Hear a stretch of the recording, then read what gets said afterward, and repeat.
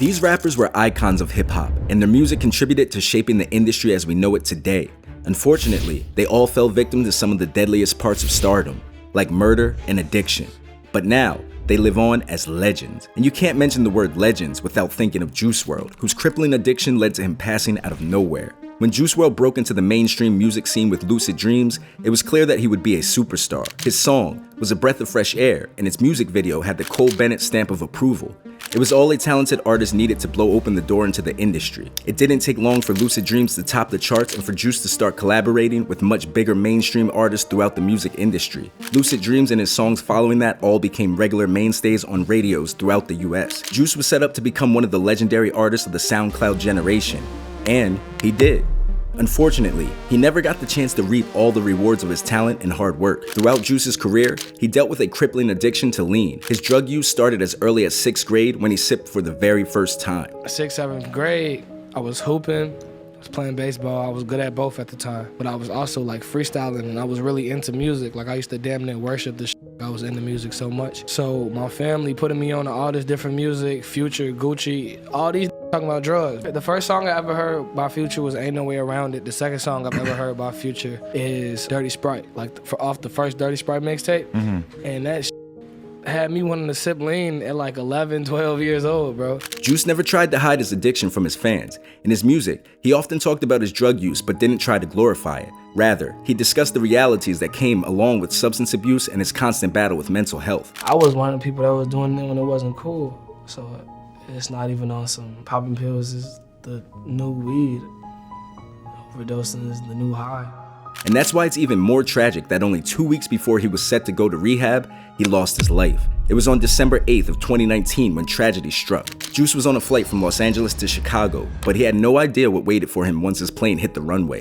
Dozens of federal agents were prepared to storm his private jet due to a suspicion of drugs and guns on board. And once they did, they realized they bit off more than they could chew. Several members of Juice's team told the officers that he had taken several unknown pills before they arrived, and once they did, Juice fell into an intense seizure. He was rushed to the hospital and given a double dose of emergency medication, but it was already too late.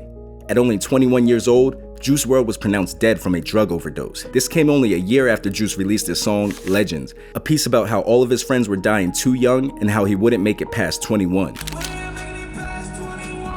Juice released the song only one day after the death of his close friend, XXXTentacion, another legend that left us too soon, all because of a designer bag.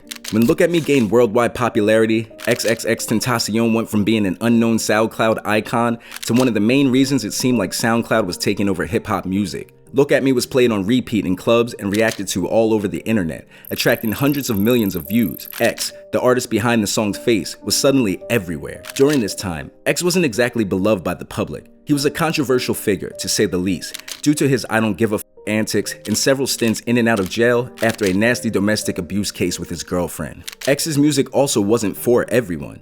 After the release of Look At Me, X put out several other fast-paced party tracks. However, he also started to release emo rap. He gathered a certain edge around him that alienated many fans, but it also helped him gain a strong cult-like following. And if the world ever has an apocalypse, I will kill all of you. Fear will be plentiful, death will be bountiful, I will spare none of you peasants. However, as X got older, his music started to evolve, and so did his personality. With the release of his album 17, X went from making moshing anthems to emotional songs with deep meaning, like Jocelyn Flores, a piece about a friend of his who took her own life while visiting him after a long battle with depression.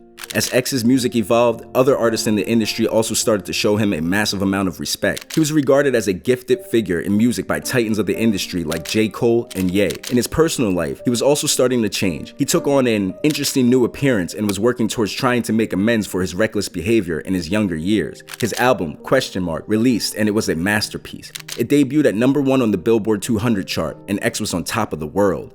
But then, it all came crumbling down. Deerfield Beach, the rapper XXXTentacion has been shot, apparently targeted while shopping for a motorcycle. They say the rapper was transported to an area hospital where the sheriff's office says he died. Not too long before the robbery attempt, one of the men involved bumped into X at a probation office and recognized his I-8. So, when he and his group noticed X's car by the dealership, the group planned their disgusting act. What makes it even more disheartening is that footage from the event showed that X's death came after the robbery was already over. The thieves had already taken everything they could from his car, and as they were walking away, one locked eyes with X and decided to shoot him multiple times. The 4 men involved in the robbery turned homicide were all eventually arrested and are serving time in prison, some of them life without parole. X left a lasting legacy on music in only a few years' time, and his impact can still be heard today. Just like Mac Miller, except his death came after a lifelong battle with addiction and has led to multiple prison sentences. Did you know that when Mac Miller first started making music, he didn't go by Mac Miller? He started music when he was only 14 and he went by Easy Mac. By the time he turned 15, he knew that he wanted to take rapping seriously and dropped everything to chase his dream. He dropped his first mixtape at that time and even joined a rap group with Beatty, another rapper from his area of Pittsburgh, before they eventually split up only a year later. A year after that, Easy Mac evolved into Mac Miller and he started to release mixtapes under that name, and in 2011, his tape, Best Day Ever, had Mac's first Billboard charting hit. A young rapper named Mac Miller just did a song called Donald Trump, and I've just been told it hit over 54 million. 54 million people. I want some money, Mac. Give me some money. After the success of Donald Trump, Mac went on to become a Grammy Award-winning artist with a platinum album and multiple platinum songs, including one of the biggest songs of the 2010s, The Way, which he recorded with his longtime girlfriend, Ariana Grande. However, during Mac's domination of the music industry, he had a public fight with a powerful demon that he couldn't seem to conquer. Throughout Mac's career, he often wrote songs and spoke in interviews about how he struggled with drug use. It started off with a little bit of weed, but he wanted to find a drug more numbing, and that in turn turned into trying much more dangerous things like lean and cocaine, etc. He did get clean a few times, but he struggled to stay clean for more than a few years before falling back into his addiction. I had a drug problem. You know, for a long time. It wasn't just in music, but I definitely was going through a drug problem, and I think it was more my state of mind. I was just pretty depressed, as everyone. Even while successful? Yeah, I think it started. With success? Yeah. Most recently, before Mac's passing, the world believed he was finally completely clean after dealing with multiple relapses. But then in May of 2018, news broke that he broke up with Ariana Grande after a toxic 2-year relationship, and a few days later, Mac crashed into a pole near his home with a blood alcohol level that was twice the legal limit. After that, people started to once again unload on Mac about his substance use, and only a few months after that, he passed away. Mac was found unconscious in his LA home by his personal assistant, who quickly called 911 for help, but by the time they got there, CPR wasn't enough. Mac was already gone. He passed away due to an accidental drug overdose from a fatal mix of cocaine, fentanyl, and alcohol. But the story doesn't end there, because after Mac's death, police stayed vigilant and launched a full investigation into his drug dealer. Since then, several arrests were made in connection to his death. Apparently, Mac's dealer knowingly sold him oxycodone laced with fentanyl. Once police found the dealer and figured that out, they were able to work their way up the ladder to the dealer's suppliers. And only minutes away from where Mac lost his life, there was another tragedy. One that was completely avoidable if it wasn't for one fatal social media post. Pop Smoke's rise to fame seemingly came out of nowhere. And even though he was only in the game for a few years, his impact on hip-hop, particularly Brooklyn drill, is undeniable, which is incredible, especially considering that his music career was launched completely by accident. Pop started rapping one day after he was in the studio with Jay Guapo, one of his good buddies. Jay had passed out, and since they had already paid for the studio time, Pop decided to give rapping a try, and he killed it. He eventually befriended Rico Beats, who introduced him to Steven Victor, owner of Victor Worldwide, the label Pop eventually signed with. From there on, Pop did his thing. He started pumping out hits like Crazy, Welcome to the Party, Flexing, Dior. The list goes on. His debut mixtape, Meet the Woo, was also legendary. No skips. It seemed like no matter what he released, it would go insanely viral. Pop had his finger on the pulse of hip-hop like no other artist had in a very long time. He became the face of the Brooklyn drill scene, and his talent and aura had people comparing him to 50 Cent only 1 year into his flourishing career. He was an unstoppable force and undoubtedly was on the road to becoming one of the biggest names in hip-hop. Until one day, when he was on vacation in Los Angeles, he made a fatal mistake. Pop posted pictures on his Instagram with the address of the Airbnb that he was staying at. The very next day, someone took advantage of that mistake. Now at 11, we're following breaking news. A rap star on the rise killed during a violent home invasion in the Hollywood Hills this morning. The music world is in shock as police search for the shooter. 5 hooded men broke into Pop's Airbnb and while he was in the shower, robbed him and shot him dead. After a police investigation, the men involved in the shooting were arrested.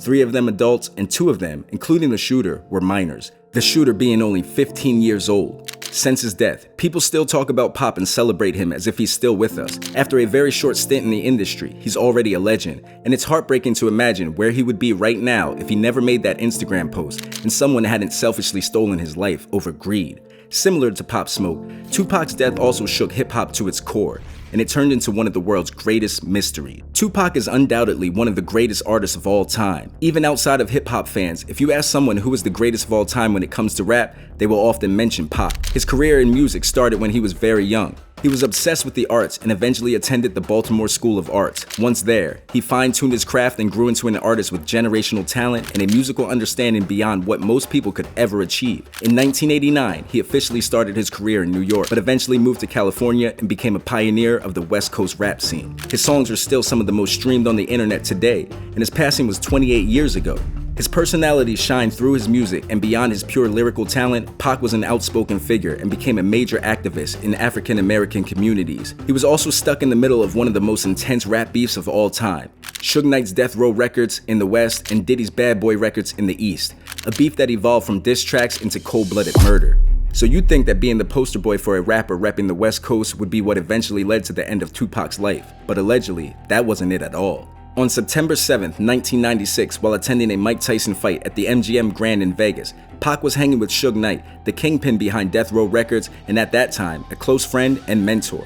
One of Knight's friends was gang affiliated, and while they were at the hotel, he spotted a member of a rival set. So, Knight, Pac, and their friends jumped the rival gang member. But later that night, after Pac and Suge had left the hotel and were driving through Vegas, a Cadillac pulled up alongside them and poured shots into their car, hitting Tupac 4 times and causing him injuries that took his life 6 days later, ending his legendary career before coming close to its peak.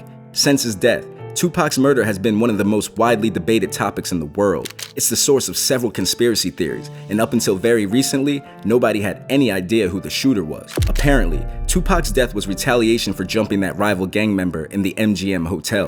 One misstep ended a musical icon's life, and only a few months later, we lost Pac's former friend turned biggest rival in an eerily similar way. The notorious B.I.G., or Biggie for short, defined East Coast rap in the 90s. He was born and raised in New York and spent his entire life there. Growing up, Biggie dropped out of school pretty early and turned to the streets to get by. At the same time, he fell in love with rap and began performing for people when he was only a kid on street corners. But spending so much time on the streets kept Biggie from pursuing his musical dreams for a long while. He ended up being arrested several times, including once on weapons charges and another for dealing crack. After being released from the jail time he had due to his dealing charges, he was finally able to make his first full demo tape.